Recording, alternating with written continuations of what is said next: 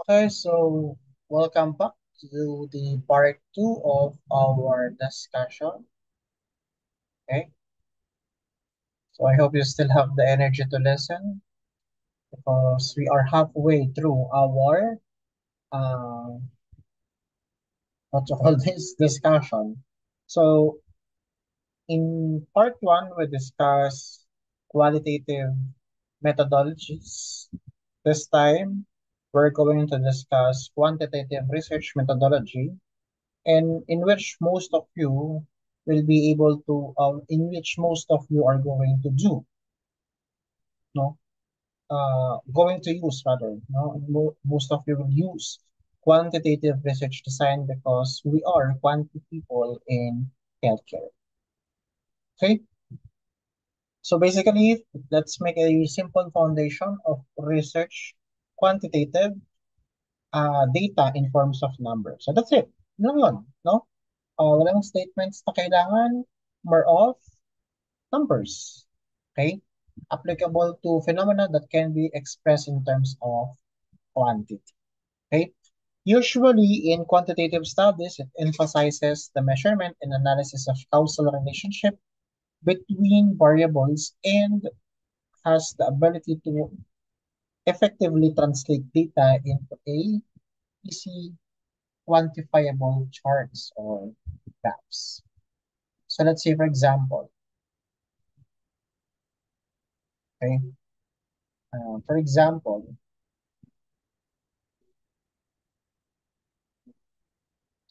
we want to determine, effectiveness. Where's my pen? Okay. We want to determine the effectiveness. I hope you can see what is on my screen. Effectiveness of fertilizer. Again, your research question is, uh, does the effect or does the new fertilizer significantly increase crop yield compared to traditional fertilizer? Our research method is quantitative because you would like to quantify data using statistical tools. What would be our research design? Experimental design. Why? Because we would like to design or we will be involving manipulations. No? There is what we call manipulations. Manipulations. We will manipulate or what will you manipulate?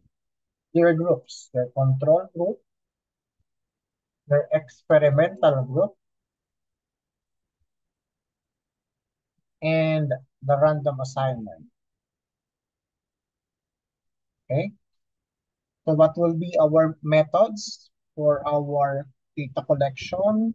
So measurement of crop yield, environmental factors, no? You can use statistical analysis. Again, pag po sinabi natin na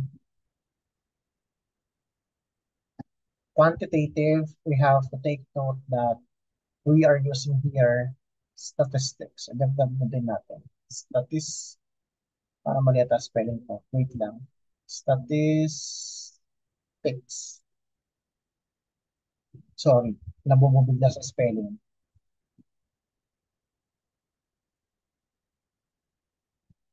That's common if you are an allied people. You're good at spreading bacteria and microorganisms, but you are medyo 8080 pagdating sa, okay, spelling statistics, okay? Such as, example lang naman, t-test, analysis of variance, correlational analysis. Okay? So without further ado, pag-usapan na natin what are the different methods, no? For descriptive methods, we have bakit na nawala yung pansulat ko? Causal comparative, correlational survey, no? We have cross-sectional, longitudinal cohort, for experimental, weak, quasi, and true experimental. So, pag-usapan na natin, pag sinabi natin descriptive research design, no? Uses numerical data to describe the characteristics of phenomena. So, kayo na lang magbasa nito. Explain ko na lang siya kung ano ibig sabihin para mas mabilis, diba? So basically, pag sinabi nating descriptive research design, it relies on collecting data.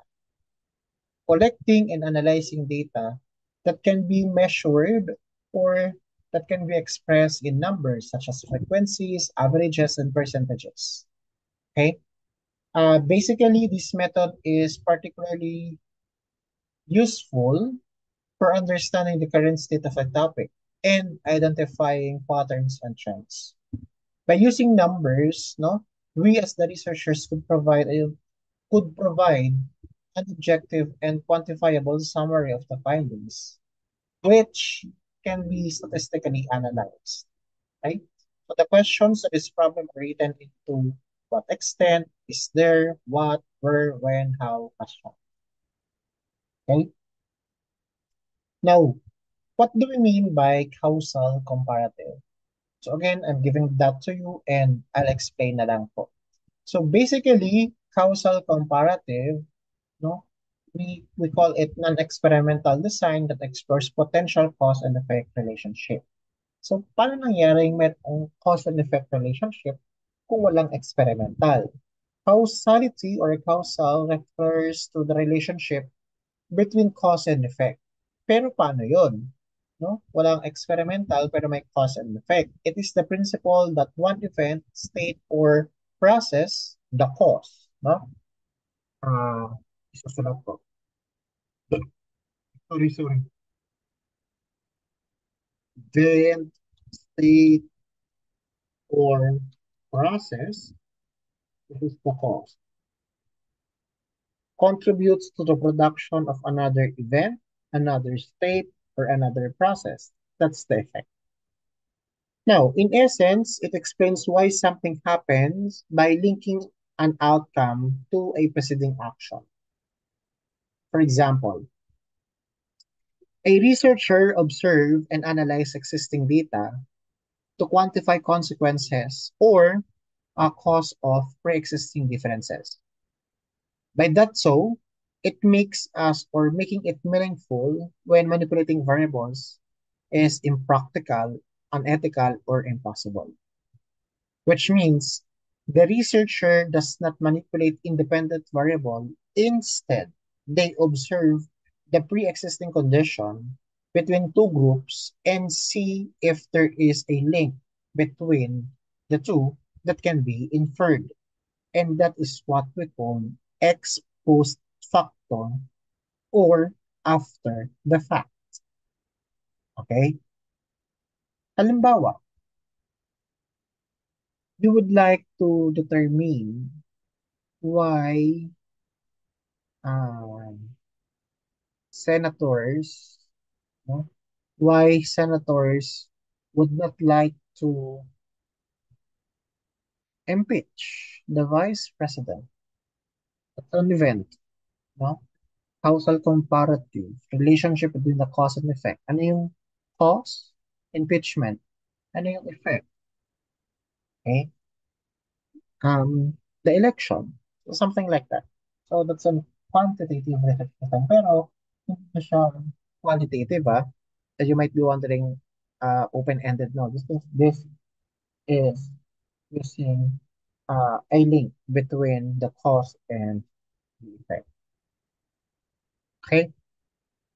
Yan. For example, a researcher aims or wants to investigate the effect of smoking, that's your independent variable, on the development of lung cancer, the dependent variable. So why causal comparative? This is causal and in causal comparative because the researcher cannot ethically or practically force one group to smoke while the other is not. Okay? The cause has already happened. Ano yun? Smoking. Now, what is the outcome?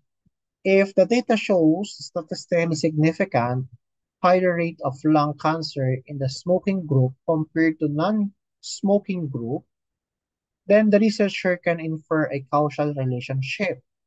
Paano po yun? While it's not definite proof of causation, like a controlled experiment, the evidence strongly suggests that smoking is the cause of the lung cancer.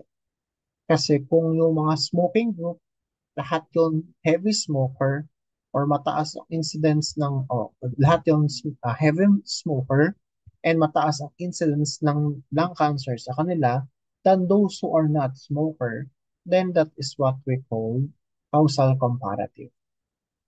Okay? The proof or the causation. Now, how about correlational?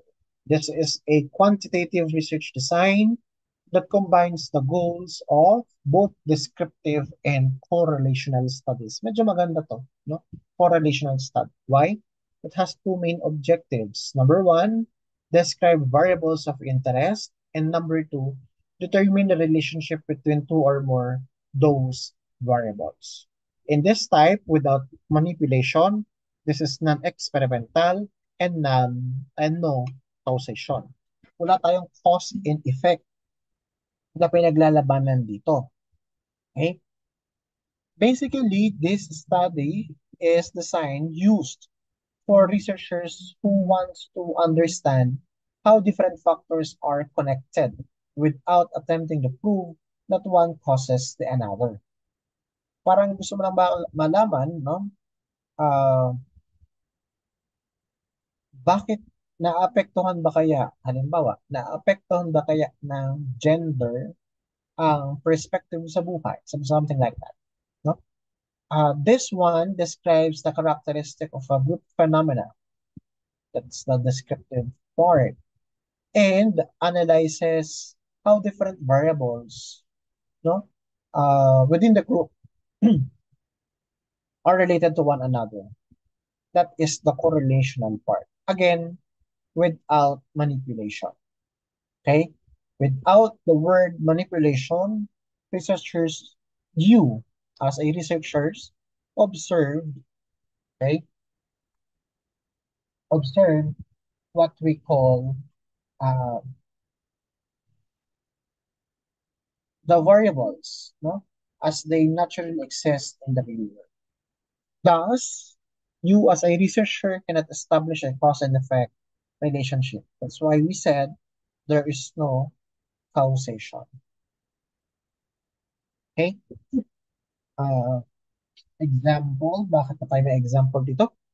A researcher wants to study the relationship between students' study habits and their test scores. So, parang ito yata yung nasa prelim natin, no? So what is the descriptive part here? The descriptive part here is the researcher first gathers data to describe student. No? They collect information on the number of hours students study per week, and then the average test score and the group age, no, and year level. What is the correlational part? The correlational part is the researchers then analyze data to see if there's a relationship between the two main variables, studied hours per week and test scores. However, it does not prove, no? Hindi naman to mapaprove na pag mas lagi ka nag-aaral or matagal ka mag-aral, maganda yung academic performance mo, no? Wala po tayong no causal comparison. Survey, ito yung common na ginagawa pag quantitative, no? The primary goal is to have a comprehensive summary or snapshot of this group or situation. Okay? Without, again, looking the cause and effect relationship. So this basically includes cross-sectional, longitudinal, and cohort. So again, a survey is a research tool or a research method used to collect data from a sample of individuals, no, within the goal of understanding a larger population. No? Dito natin ipapasok yung tinatawag natin na sampling.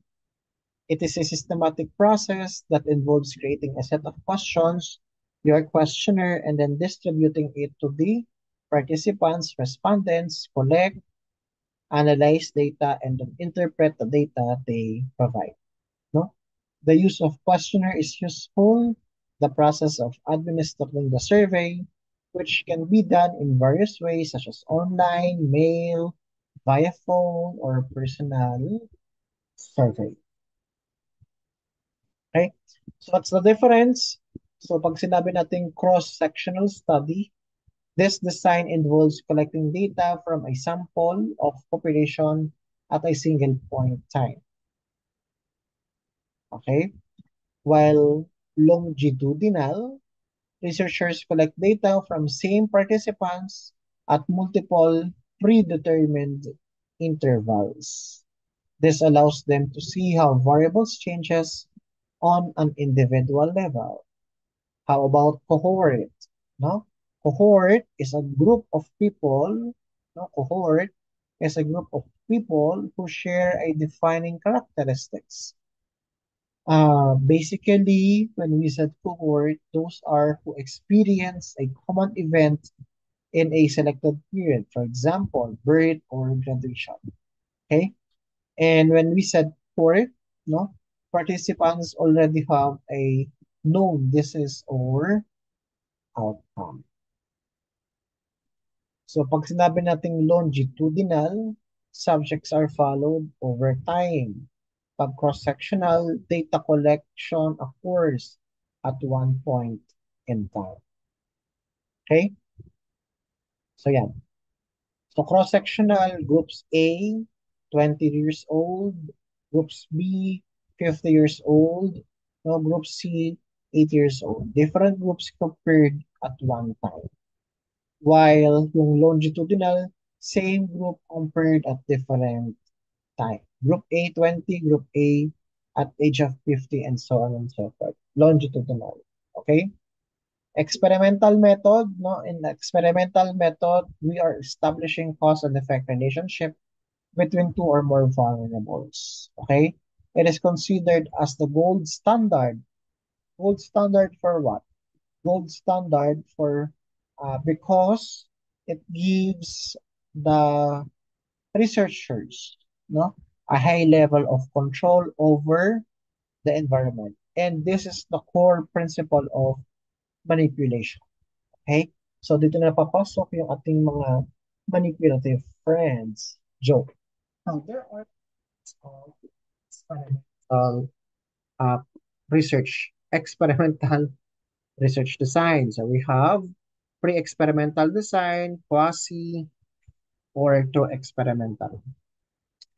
So pag sinabi nating quick or pre-experimental, that's the simplest and the weakest form of experimental. Why? Because it lacks both a control group and random assignment. No, basically the results of these studies are often unreliable because of its difficulty to rule out alternative explanation. That's why it is called as weak experimental. Now, how about quasi? No?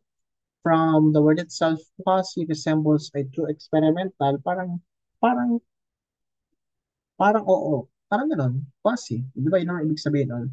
Parang kamukha, like that. Parang, ah, ano ba? Paano ko ba sabihin sa inyo na mas madali nang maintindihan yung quasi-experimental?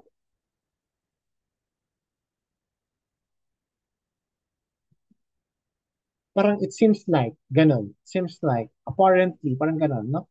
A study comparing effectiveness of teaching methods in one classroom to to the experimental group and standard method in another classroom, that's the control group, no, would be an quasi-experimental as the students are already in their respective classes and cannot be randomly assigned.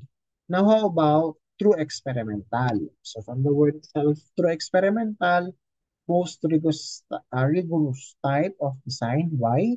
Because it includes all three elements: manipulation, control group, and random assignment. Therefore, this design provides us a strong, no, evidence of causality. Therefore, no, this is a classic example is randomized controlled trial in medicine. wherein groups are receiving a new drug or placebo.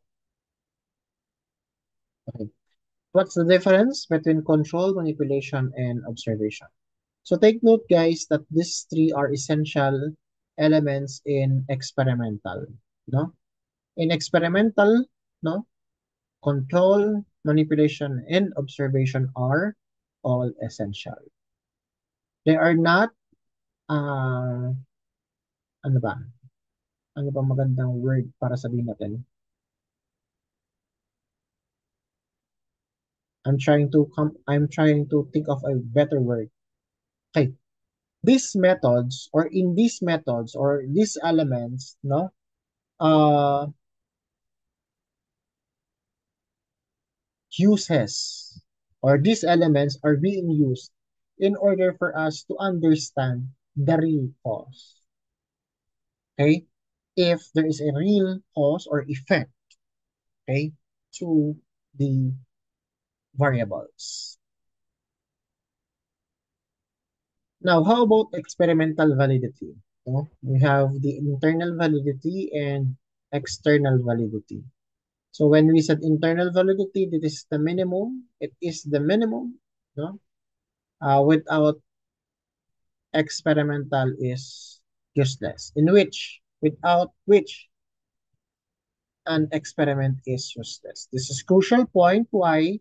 Because independent variable are created or independent variable created the effect rather. Independent variable created the effect on the dependent variable, which means some uncontrolled extraneous factors cannot affect dependent variable. Now, how about external validity? No, this is what we call the generalizability. Generaliza- Generalizability. No, this is a crucial point. Why? Because the applicability of findings that is beyond a particular experiment. Are the results general or valid, general to all, or valid to all? That's why we call it external validity. Now, in experimental design, we have to take note that single variable design is one independent variable to be manipulated. Factorial design, there are two or more independent variables. So single variable, we have pre-experimental design, quasi, minimum degree of control, pre-experimental high degree of control. Now, take note, guys, that in pre-experimental design, this is a type of design, there is no control over extraneous or situation variables. Also, take note that in pre-experimental design, no, a group or either a group or various dependent groups are observed for the effect of application of an independent variable, in which is presumed the cause of the changes. It is the simplest form of experimental uh, research design. Okay.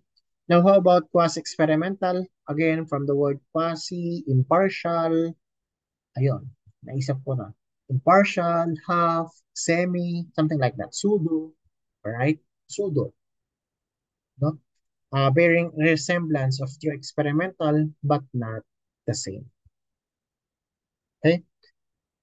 While true experimental, from the word itself, true experimental, realistic, or relies on statistical analysis to prove, no, to approve or disapprove our hypothesis. So usually, we're using true experimental design. Okay, so these are one-shot spot case study, one group pretest, post-test design, and static group design. So when we said one-shot, only one dependent group is considered.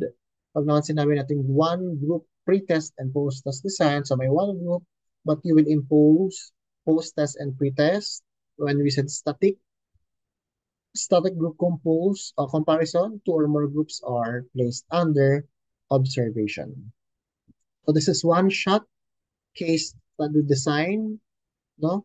Halimbawa, can malunggay lower the glucose level of experimental rats? So, single group is exposed to experimental treatment, post as only no control. So, yun.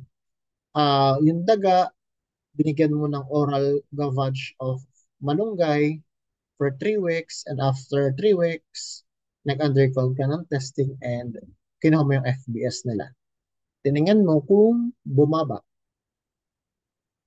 How about one group pre-test and post-test design?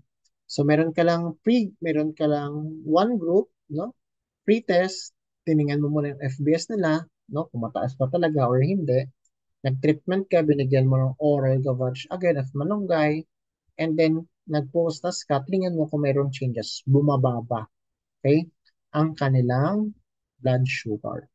Kapag naman static, design attempts to make up for a lack of control group but falls short in relation for showing if a cause has occurred or occurred. Why? Kasi wala po tayong pretest. So meron kang groups, halimbawa, yung isa merong treatment, yung isa walang treatment, no? And parehas mong tinake yung FBS nila for post-test. Yun nga lang, wala po tayong pre-test kung talaga bang mababa or mataas ang kanilang mga FBS. So that is what we called weak experimental. So how about quasi-experimental, non-equivalent control designs, time series design, and counterbalance design? So pag sinabi natin non-equivalent control group design, this is a type of study wherein assignment of participants cannot controlled, not treated to internal validity groups are not similar. Halimbawa, pretest, no treatment. Mayroon kang pretest. No? Yung isa, kanina wala tayong pretest pero mayroon tayong two groups. Yung isa, treated with malunggay. Yung isa, not treated with malunggay. And then, chinek natin parehas yung kanilang uh, FBS. Okay? Yung time series naman, you have pretest, FBS, pretest, FBS. Ang aim po nito is makita natin yung influence, no? Ng ating test or treatment. So meron kang kumbaga three or more or usually three pre-tests prior to the treatment and three post-tests after the treatment. Ito naman yung counterbalance, no? You're using different techniques and testing, and then pagpapalit-palitin mo lang sila. So, groups 1, mayroon kang technique X, group 2, technique Y, itatest mo kung effective yung group, yung technique X kay group 1 and technique Y kay group 2. Sa session 2 naman, ganun naman, pagbabalik rin mo lang and up to 8 weeks. Okay, that's the counterbalance. How about true experimental? So we have the post-test only control group, pre-test post-test control group, and Solomon 4 group design. So dito naman po sa post-test only, so basically meron kang control group, meron kang experimental group, pero again, no pre-test. Difficult to draw ambiguous conclusion from the design because of serious statement of internal validity. Kasi nga, wala po tayong pre-test. Yung pre-test, post-test naman, basically, para din po itong post-test control group, yun nga lang, pinagkaiba natin dito. Meron tayong, again, two different groups. May pre-test po tayo to assess kung talagang yun ang level, ano yung level ng ating tinetest, no? Para makita natin yung extent ng changes. Solomon 4 square design is basically test repeated testing causing issues and experiment. Okay?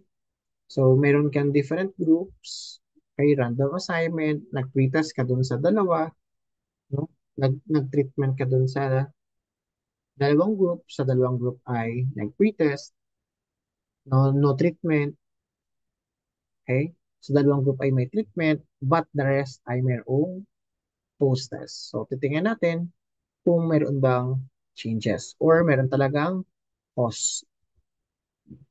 Okay, how about factorial? Enables the experimenter to evaluate or manipulate two or more variables simultaneously. Yan.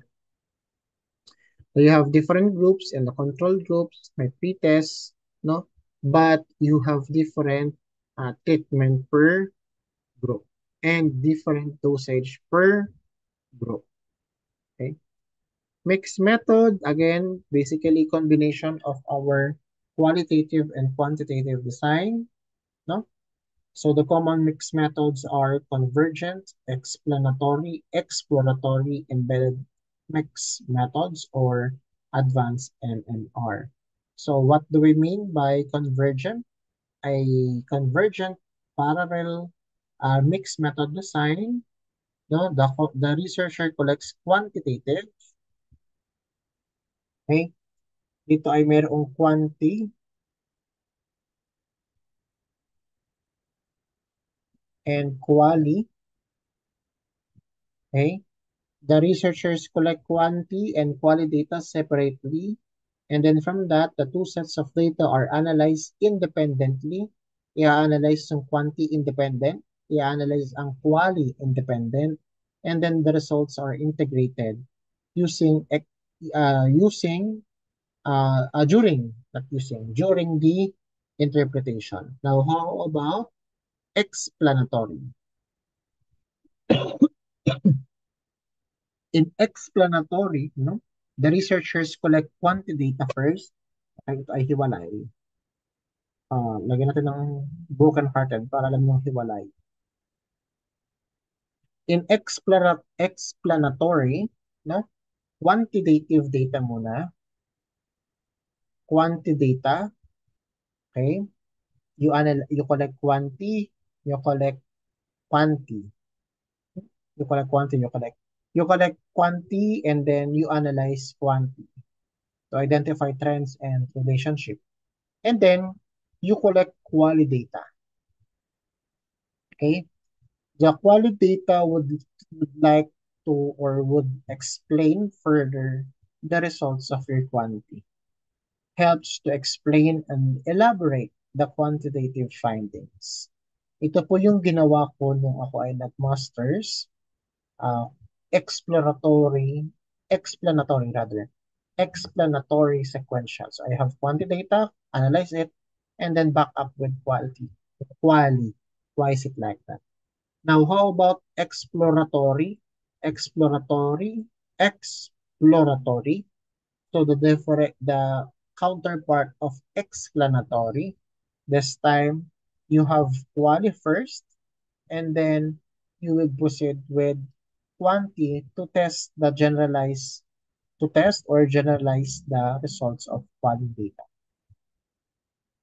Now, how about embedded mixed method? No, secondary similar data, no? Either qualitative or quantitative is collected and analyzed using the support and enhanced larger by the use of or by having a primary study. Now, what do we mean by primary study in embedded mixed methods? Primary study can be either a quantitative or qualitative in data. I'm sorry. Okay, and then the smaller or embedded data is used to address specific and secondary questions within the main research project. Okay, so this is an example of convergent parallel mixed method. So you have quantity data, collect and analyze, quality data, collect and analyze, compare, and then correlate. For explanatory, you have quantity data analyze, quality data analyze, and then interpret. Okay?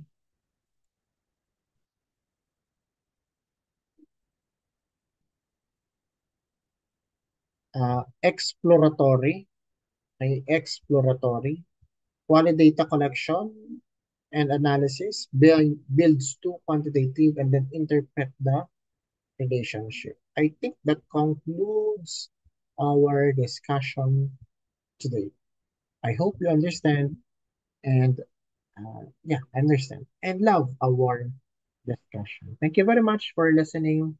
Now, if you'll really listen at this point, I have question and you can answer this question by messaging me in our or by writing your answer in LMS. Okay, I'll put a link there and then you can find the link where you're going to put your answer. Okay? Wag na palang ganun kasi pag nakita na mayroong link sa LMS, magtatanong kayo sa mga klase nyo kung ano ang meron doon. Sige. I would like you to message me in MS Teams and and answer this question. Which do you think is the most suitable type of research for you, medtech students?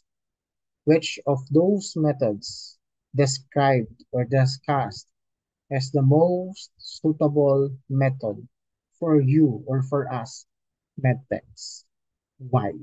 Okay, so that's my question. Please do not tell your classmates my question. If they didn't answer my question, means hindi po sila nakinig.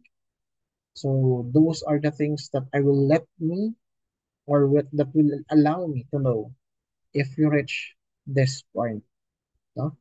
So thank you very much. Magandang umaga, gabi, hapon, kung anong oras mo man ito pinakikinggan or pinanonood. So antayin ko, sagot mo ha, kung nakikinig ka talaga. Thank you.